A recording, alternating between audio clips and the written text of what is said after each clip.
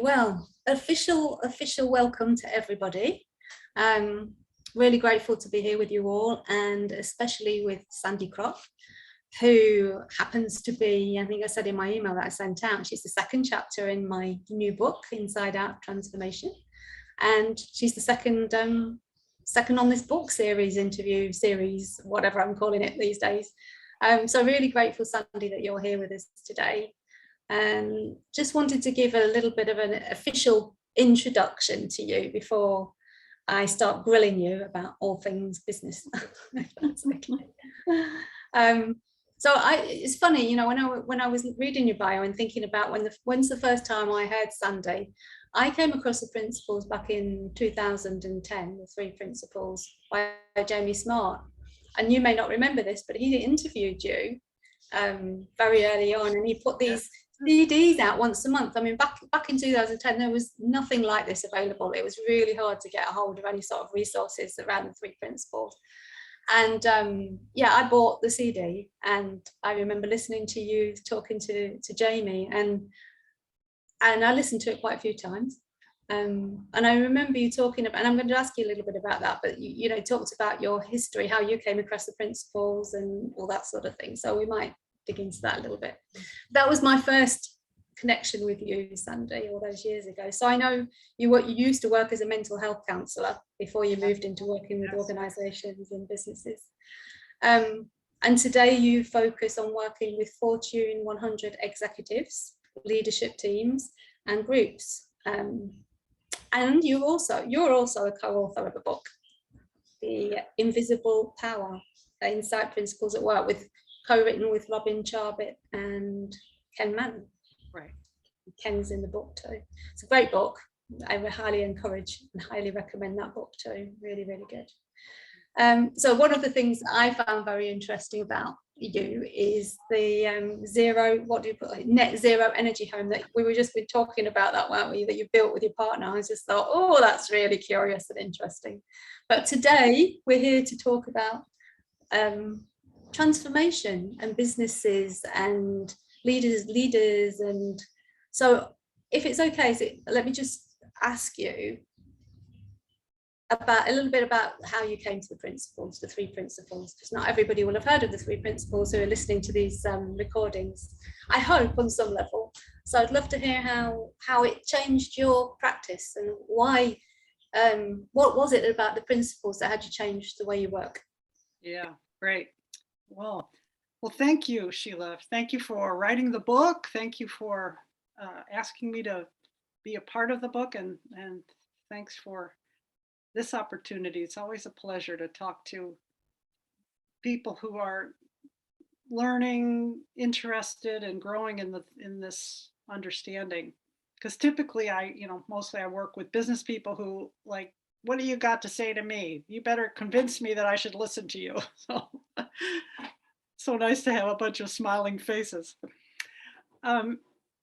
Well, yeah, I'm old, so I came at this a long time ago, probably before some of you were born, I hate to say. I started out as a mental health counselor, and was really a searcher. I didn't want to major in psychology in college because I thought it didn't resonate with me at all. And so I didn't even major in psychology in college, and I got my master's degree in criminal justice, although it was a criminal behavior program. But so I had to convince people to get a license that I actually had the training. So I was always searching, and I wasn't really happy myself. I think part of that, I knew that the search had to be for me as well.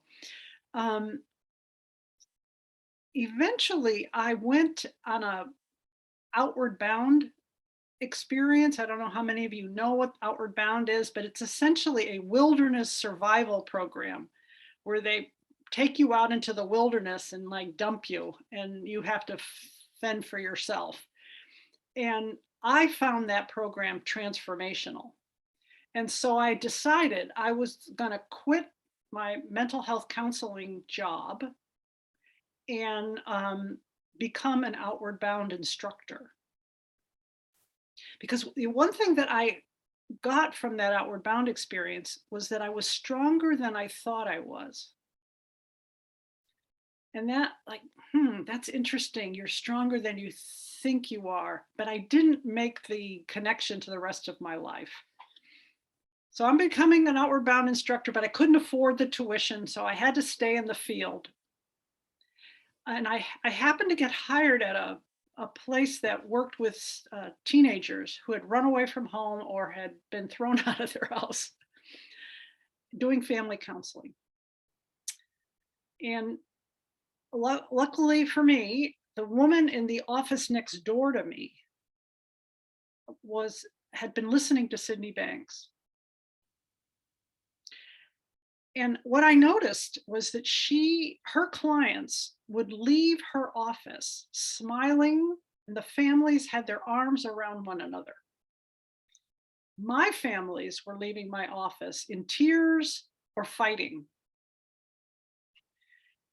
And I first thought, well, how come I get all the hard cases? She's getting all the easy cases, but that wasn't the case. She was getting the same kind of cases I was getting. So I had coffee with her. I said, what are you doing? What are you doing in there? And I would hear laughing in her office. And she said, well, I've found this guy, Sydney Banks. He's not a psychologist. He doesn't come from the field of psychology, but he had an enlightened experience. And she said, I listened to him and I completely changed what I do. And I said, well, what do you do? And she says, well, this is what she said. I tell people there's a good feeling that lives inside of them and they could have it, but for their thinking. And I'm like, yeah, so that's it? And she says, yeah, that's pretty much it. So, well, what about their pathology? What about their patterns? What about the family systems? She says, oh, I don't talk about that. Well, I kept having coffee with her. She gave me this is 1980. She gave me an audio tape of Sydney Banks speaking, and it was a tape. It was a recording of a recording of a recording. So it was really technically very bad. And he speaks, if those of you who've heard him speak, with a Scottish brogue. And Lord knows what he was talking about. I listened to it. I got nothing from it. And so I gave it back to her. But a few months later, as luck would have it, Sydney Banks was coming to our town. I lived in the state of Oregon in the US, and he was coming to the university to speak. And so I went to hear him. It was a 2-day program. I left after the first day. I got nothing from it. This is why I love to tell people this story, because there's a lot of people who hear the principles and they're like, yeah, so? Well, I was one of those people. Yeah, so? I didn't get anything from it. I was just too, I don't know. I was just too insecure. A whole year goes by. And that during that year, my colleague at this place where we worked, her name is Rita Shuford. Rita Shuford is in this book. She hung in there with me. We had a lot of coffee. And she just kept patiently sharing what she saw to be true. And she had this demeanor that was so much quieter than me, so much more happy than me. And I was really attracted to it. And so a whole year goes by, and Sid is speaking in Vancouver, British Columbia, which wasn't all that far from us in Oregon. And she said, do you want to go? And I said, yes. And that second time I heard Sid, so this is still 1981, it was a completely different experience.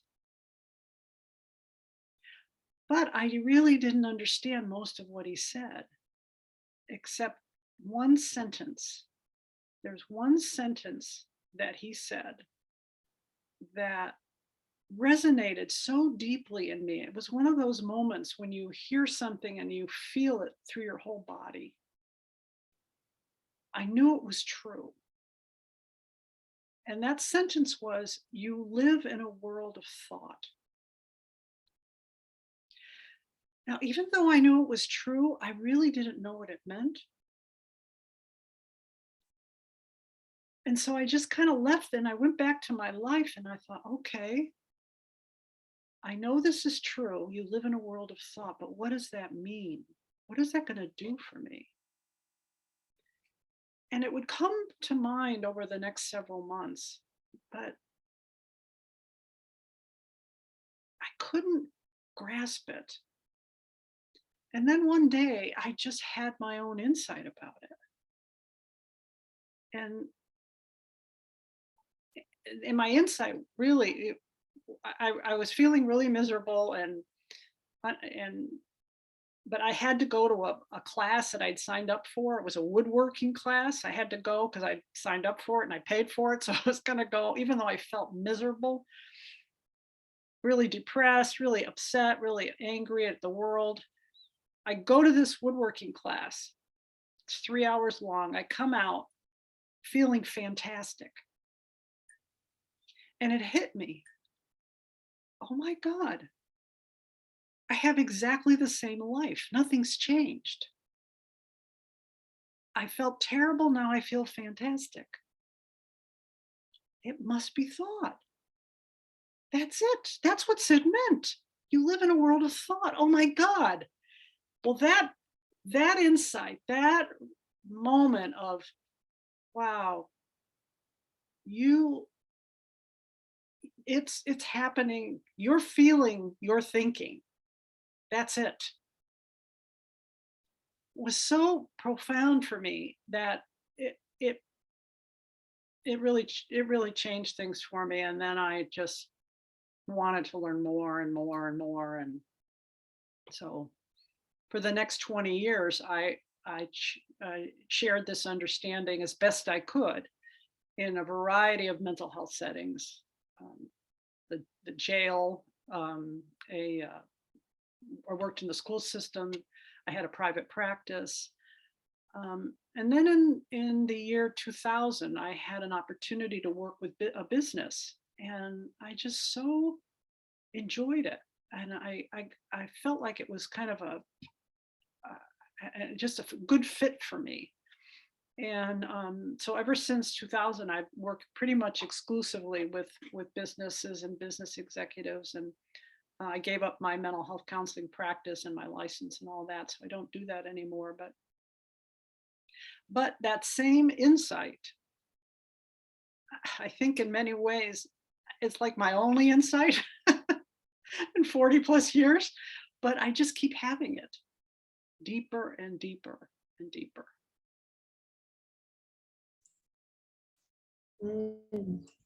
I remember hearing that story before. It's very powerful. Do you share that with the organizations when you go in and you teach and you coach? You know, it's very different working with business than working with a principals audience, or even a coaching audience, or a mental health counseling audience. They're human beings for sure, obviously, but they're by and large interested in higher performance. And so you have to meet your clients where they are. And I do tell personal stories.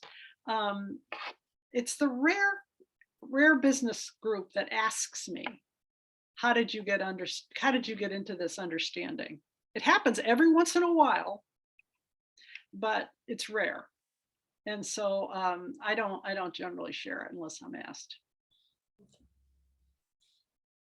And I imagine, so I'm playing sort of, well, from my own point of view as a coach as well. How do you get into organizations? I heard the story, you were asked, you're invited. How did that snowball? How do people find you, or how do you find clients? Well, now we're lucky now because we just get referrals from other parts of the business or other businesses. How do you start? I never had to personally do that, so I'll share that.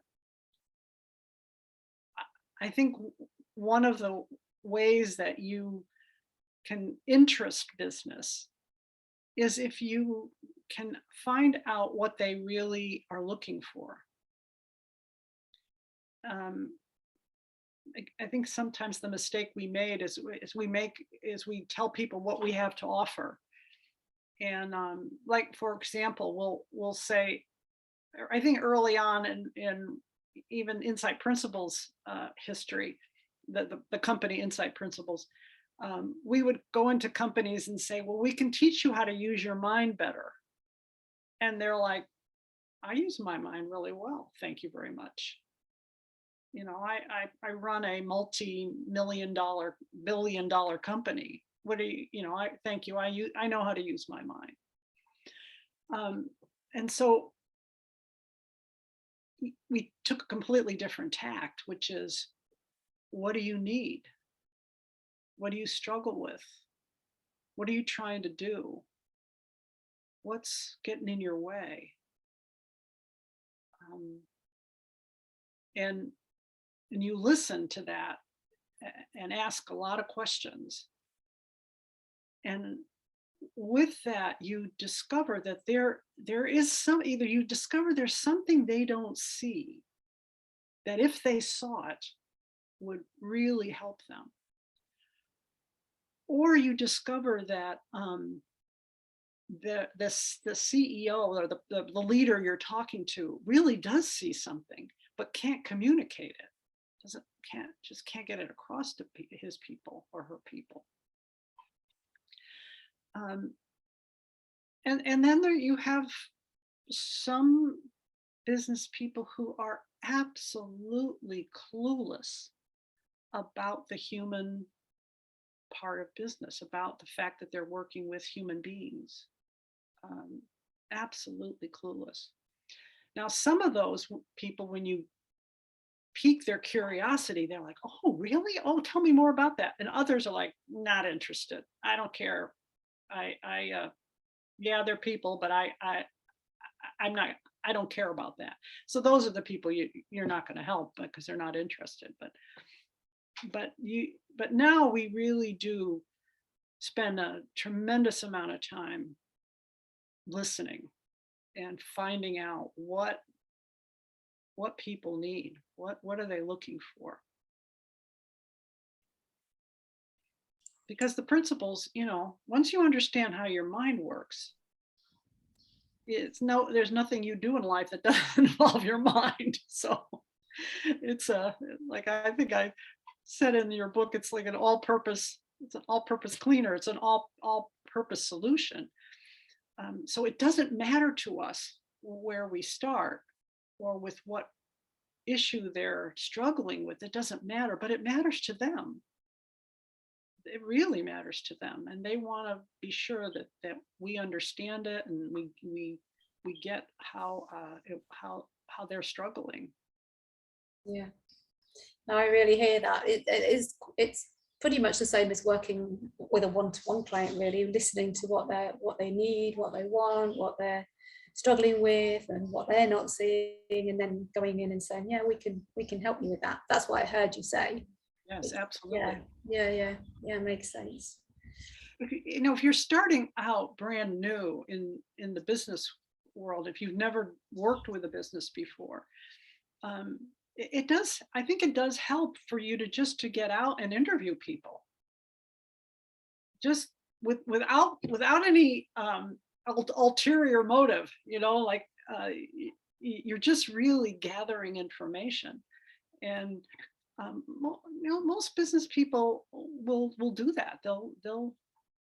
They like to talk. They don't like to be interviewed, and who knows? It just may be you'll just find out some good information, or you may develop a relationship. You may be able to say, well, hey, can I share something with you?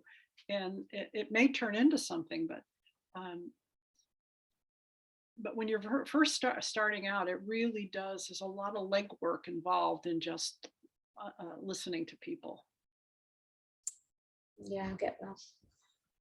So what's one of the most common issues or problems or challenges that you see as being solved, let's say, by sharing the inside out understanding? I know you call that in your book, Invisible Power, you talk about the inside out as well.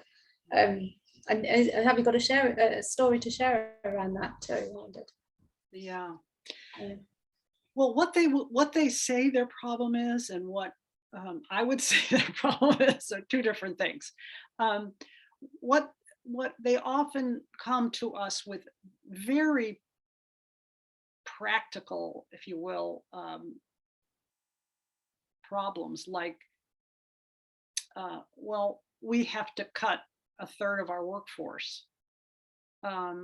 We have to cut 20% out of our budget. So there's those kinds of issues that people can, and that's really what they want to solve. And then there are other companies that they're about, like, I just talked to a person yesterday. His group is about to expand, double in size, and his leadership team, he can tell they're just sort of barely functioning at the numbers they're doing now. And he knows that they're going to have to find another way of operating in order to deal with to double their volume in the coming years. So he knows enough about the mind and about human behavior that you can't keep doing what you're doing and expect to double your volume. You're going to have to change. So some more astute leaders realize they're going to have, something's got to change in how their leadership team operates. And I'm going to work with an individual in a couple of weeks, and he's very competent, smart guy, young, and it just so happened, because of some people retiring in his company, he's moving from a sort of mid-level to a very high level in his organization, like that. And he's like, and his boss, who actually referred him to me, said, he's got all the qualifications, really. He's just inexperienced and he's young, and can you help him operate better? Can you help him? This is what his boss says. Can you help him think better? And I said, great, that'll be a great project.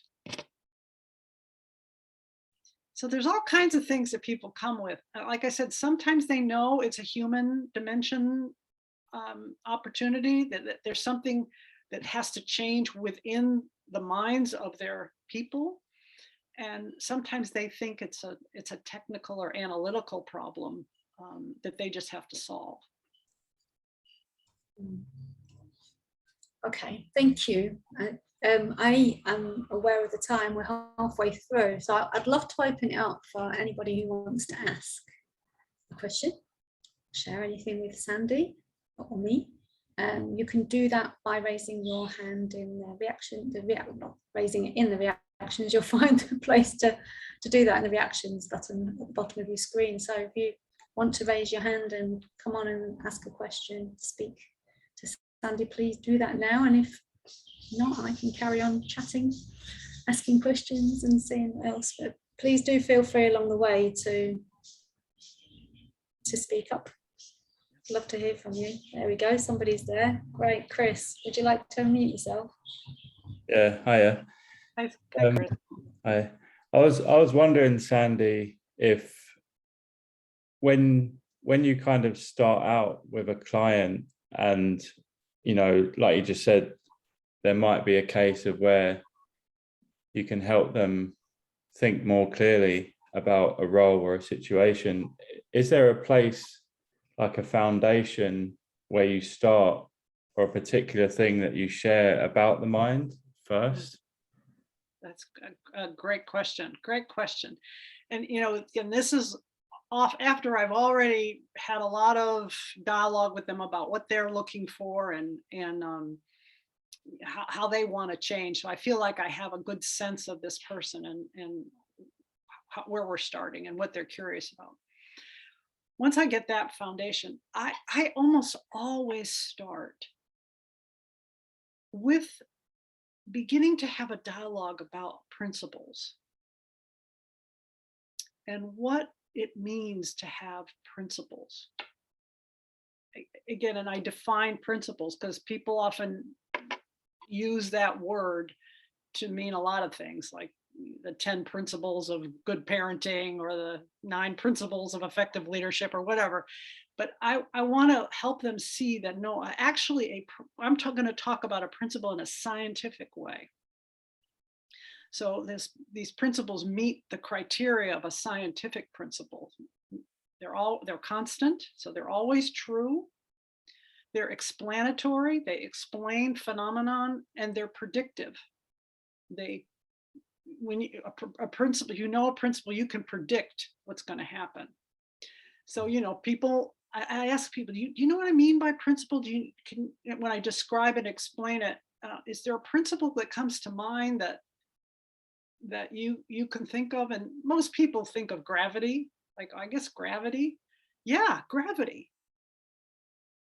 That's a principle that doesn't matter whether you believe in it, doesn't matter whether you think it's true. Gravity doesn't care. No one invented gravity. It just is. And I'll tell them, well, there are actually principles that govern how human beings see the world psychologically. And when you understand these principles, it's a bit like understanding gravity. Even though most of us don't really remember having an insight about gravity, you all had to. You had to, you know, and those of you who have small children or remember seeing small children learning how to walk, you know, they fall down and they get an intimate experience of gravity. Eventually we have an insight about it. Now, you don't know that when you're a kid, but you have had an insight. And so, and that insight has served you your whole life. Well, the same thing is true when you understand principles of how you function psychologically. You grasp these principles. Well, you now have a foundational understanding of everything you experience. You bring it back, everything you experience comes back to the principles of mind, consciousness, and thought. And then I will give my, you know, little definition of mind, consciousness, and thought, which I change up as best I can depending on who's in front of me.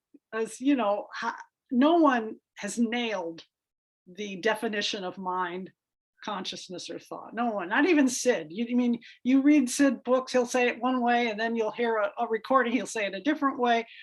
So there's no perfect way. You don't have to worry about it. But you want to try to get across the gist of it. So you have a client who's already beginning to say, wow, principles. Gee, I never considered that. And I want them to see what it does for us when we have principles. I mean, it just explains things in such a simple way that once you grasp the principles, you can't move away from it. I mean, you can temporarily, we all do, me too. But eventually you come back to, wow, okay. All right, this must be mind, consciousness, and thought. It can't be anything else.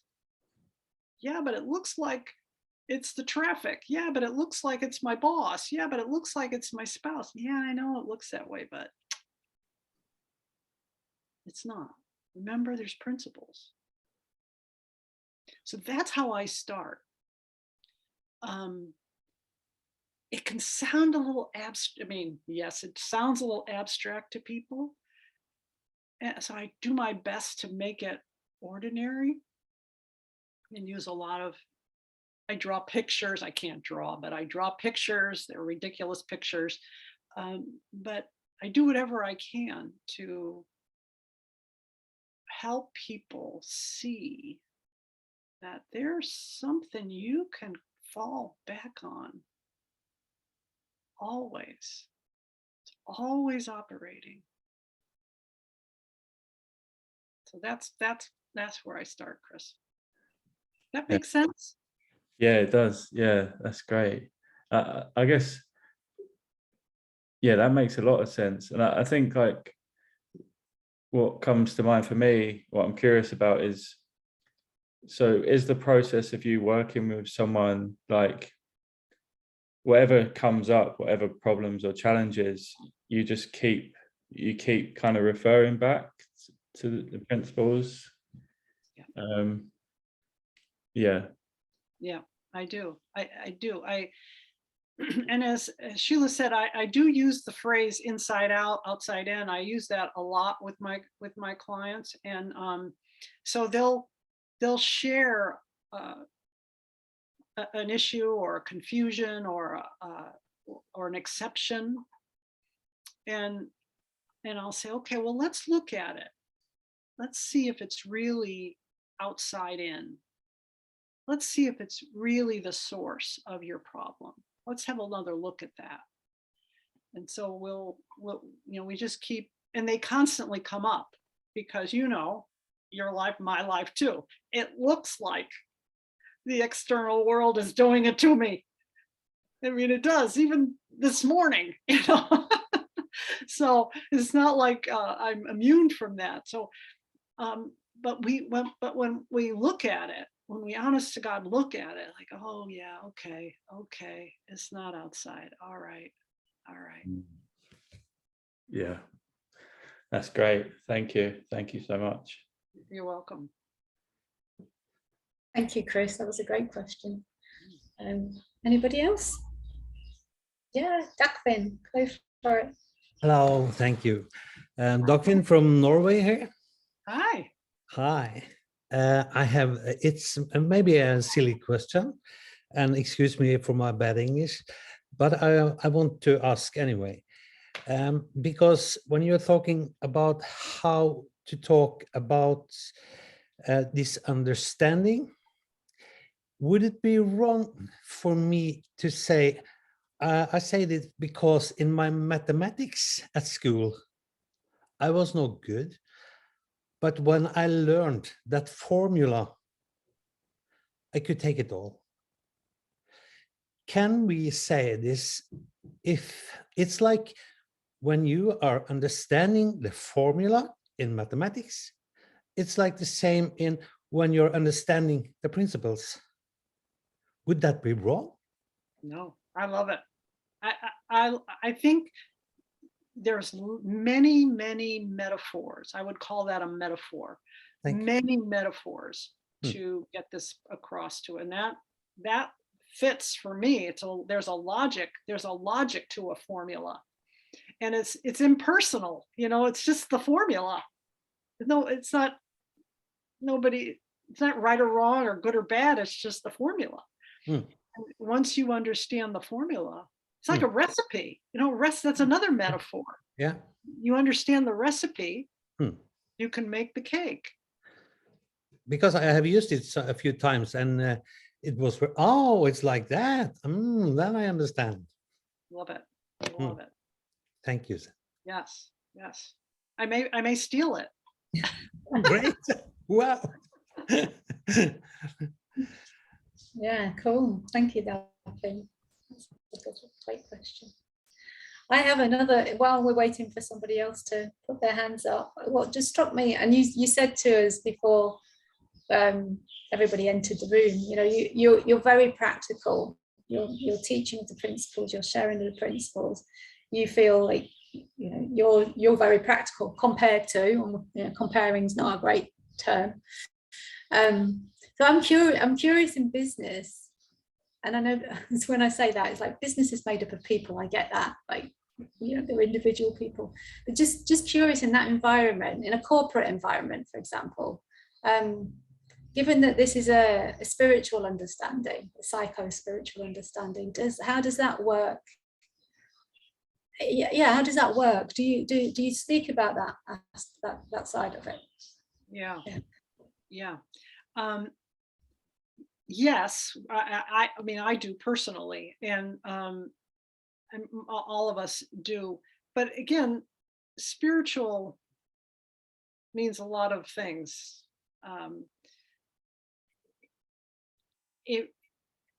Spiritual can be defined simply as the invisible, the formless. And so we have to talk about the invisible and the formless when we're talking about principles. They don't exist in form. I mean, we have words for them that are form, but that's really not the principle. It's like gravity. You see the effects of gravity, but you don't really see gravity. There's nothing to see. It's a force. So we can talk about it like that, which is very acceptable in business. Now, with some groups, we can get and with some individuals, we can spend most of our time very comfortable in more spiritual language, more spiritual metaphors, more just seeing this in its biggest of pictures, and people are very comfortable with it. And we just have to. I will occasionally get people who call themselves atheists, but even they are okay with seeing or sitting with a principle. So, again, we have to be we have to feel our audience out. But there are times when we have been working with groups where the feeling has been profound and deep. And I remember one particular group, I think this is in the book, that we ended up talking about love. Who would have figured that a business group would talk about love? But boy, it helped them immensely. So you never know. I love that. We need more love in business, that's for sure. We need love. Yes, we do. Yeah. Well, Mr. Thomas Leamy, would you like to speak to Sandy? Here's the man with his sexy voice, radio voice. Oh, I didn't know. Well, thank you very much, Sheila. Great to be here. Lovely to be with you, Sandy. I actually have your book right here, and I recommend it to a lot of people, including clients. And I actually did the Insight Principles course with Ken and Robin a few months ago as well. So big fans of your work. From my own point of view, I actually work with businesses as well. And probably for the last 12 months, my content is exclusively based on the principles. But last week I was delivering a training and I had this, oh no, thought while I was going through it. I had the thought that everyone is going to want to quit and leave the company because they're going to see clearly, or they're going to get such inspiration and like take the rubbish out that they're not going to want to hang around this environment because it was within one department within a company. So as sometimes happens when people discover the principles, they get very clear-headed and they see a different path in life so they can pivot. So I'm wondering, Sandy, have you ever had the experience of ruining a business by helping the people get so enlightened that they all hightail it out of there, or anything such as that? And I just want to say as well, I've seen some of your wonderful drawings on YouTube, and they're not that bad. Well, thank you. Well, not that I know of, Thomas. That's a great, but I know what I absolutely know what you mean. One of the benefits of working with a team, the leader and the team, is if a critical mass of them all have this change of heart, change of mind, they often come up with creative ways to deal with the craziness in the organization, to the point where they are functioning, they're the one functioning bright light in the entire organization. And then another part of the organization goes, how come you guys aren't going crazy like the rest of us? And so it can spread in the organization in that way, and organically. That has definitely happened. But on the other hand, we have had people who, after taking our program, quit the organization. I don't know that they necessarily quit because they want to get away from the craziness. They often quit because they realize they're not doing what they love. They have a passion for a particular type of work, and they're not doing it. And so once they get clear-headed, as you put it, they realize, well, what's stopping me? And they find the confidence to move on. That definitely happens. But even again, I think that it's true. There are companies out there that are really dysfunctional. Really dysfunctional.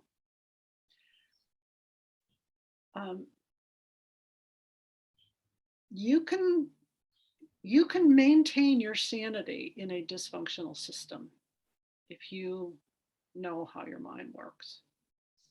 I'm not saying you should, but you could. So there's that.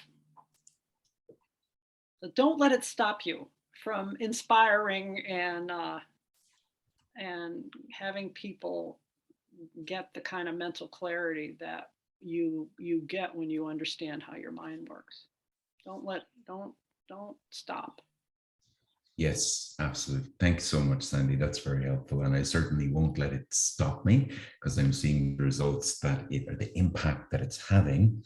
Whether or not it will stop the company is yet to be decided. That's right. Yeah. Thanks so much. When I first started teaching the principles in business, we worked with a company for years, like, I don't know, 5-7 years. Huge changes in the company, much more clarity, better decision making. But then the CEO left, and they got a new CEO who just stopped everything. And we all learning and development gone. So we got booted out of the organization.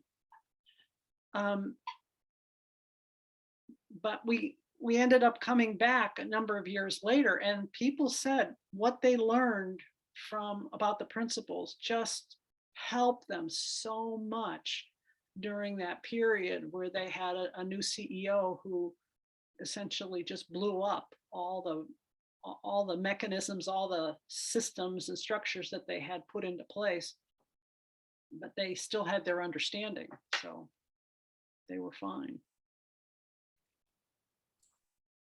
Beautiful. Thanks, Thomas and Sandy. Anybody else? Okay, I'll go for another one of my questions then. So when we were talking, when we did the interview for the book, you mentioned sometimes you have people that are voluntold to come see you, or to come see you. And I'd love to hear about how that works. How do you deal with somebody who's voluntold to come work with you, because they've not chosen that. They've not chosen it for themselves, and they're not seeking it per se, are they, if they've been voluntold? So, Right. I'd love to hear a bit more about that. Yeah, it's like talking to a resistant teenager. And most parents just talk louder. It doesn't work. Yeah, I really do insist that a person is on board for either be it one-on-one program. We do this as well with our group programs. We interview everybody 2 or 3 times before we do a group program, because we don't want anybody in that program that is going to sabotage it. It's just doesn't want to be there. I'll say to people, look, I'll get you out of the program, no problem. I'll talk to your boss. I'll get you. I'll make a really good excuse for you. I'll come to bat for you. You don't have to come. And that surprises them, because they think I'm going to twist their arm, but I'm not going to twist their arm. When you have somebody who's voluntold, or when you have a group program with somebody who is just coming because the boss told them to, this is when listening is so critical. So I just ask, well, how's it going? How's your job? How's your work life? Tell me about your challenges. And they'll explain them to me, and I'll just keep asking, and eventually you'll hear something they're struggling with. And then I'll say, well, it sounds like this particular thing is really preventing you from performing to the degree that you want to perform. Would you be interested? Would you like some help with that? Or do you think you have it all under control? And typically by then, because I've been listening to them for quite a while, and people don't feel me pushing, they'll say, well, yeah, well, what would you say? And then I'll do a tiny bit of teaching. And my hope is they'll get intrigued and ask me some questions. And so then I'll say, okay, now, was this helpful to you? And they'll say, well, yeah, this is something I hadn't thought about. So, well, that's what working with me is going to be like. But that's what coming to this program is going to be like. It's just more of that. We're not going to shove anything down your throat. We're not going to force you to believe anything. We're just going to throw out stuff. We're going to listen to you, and then we're going to throw out ideas. And then we're going to do a lot of dialoguing. It's rare that somebody doesn't come along. But it may take, I mean, I've had individuals who I've had to do 3, 4 calls with before I felt comfortable that they were really wanted to learn. I think that's really helpful to hear, Sandy. I think for all of us, it's not just about employees, but as you say, teenagers, family members. It's just really, yeah, it's really good to hear that it can take a long time, and listening's got so much to do with it. It really has, hasn't it? Yeah, it really does. And you know, I think that the difference between, I used to work, I did a number of years, I worked with Kathy Casey. Those of you who know Kathy Casey, Kathy worked a lot in prisons and jails with inmates. And you would think there would be more resistance there, but quite the contrary. She found the inmates very open, and because they knew they're in jail, you know, they knew that something had to change. They knew they had messed up. Whereas business people making, you know, 6 figures, what are you going to tell me? What do you know that I don't already know? yeah, makes sense. Well, I'm just we squeeze Michael in. Yes. Yeah, go for it, Michael. Hello there. Thank you Hi. so much for that. My question is, if in your understanding, what is the difference, if any difference, between teaching the principles, coaching based on the understanding of the principles, having therapy based on the understanding of the principles, or talking to a friend and listening when the friend is in trouble, being there and then pointing out something? Is there a difference for you? Yeah, or living your life. Yeah. No, there's no difference. There's no difference whatsoever. It's the language may change. The metaphors you use may change. But no, I mean, we're all living the principles whether we know it or not. And so, you know, there's just, whether you're talking to yourself, or whether you're talking to a friend or a family member or a client or a business, it's the beauty of having principles. You know, it simplifies everything. It's always going to come back to these 3 principles, no matter the problem, no matter the circumstance. That's what I'm so grateful that I've found, that simplicity. Thank you. Well, thank you, Michael, for your question, and thank you, Sandy, for taking time to be with us today. I really, really appreciate it, really do. And yeah, everybody who's here, just to say, well, let me ask you, if people would like to get in touch with you, are you okay with that? And if so, Absolutely. how do they get in touch with you? Well, I probably, I have 2 emails. It doesn't really matter. Let me give you my Insight Principles email.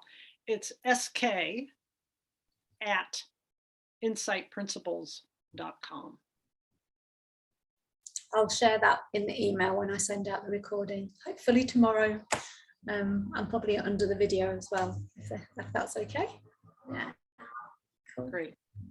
Well, again, great to have you all with us, and hope that was helpful to those of you interested in business and just the principles in general. I think it was a great opportunity because in my world, Sandy's not doing lots of webinars and public appearances, so I thought it was a really, really cool opportunity to have you here and speak to people, connect with people. So yeah, once again, and thank you for being part of the book again. For those of you who haven't got it yet, Inside Out Transformation, you can get that on Amazon, which I'll be telling you about in your email again tomorrow. Wonderful. So nothing else to say, but take care, everybody, and see you next week. Next week is Annika Herwitt. So Fabulous. next week. Okay. Yeah. All right, take care.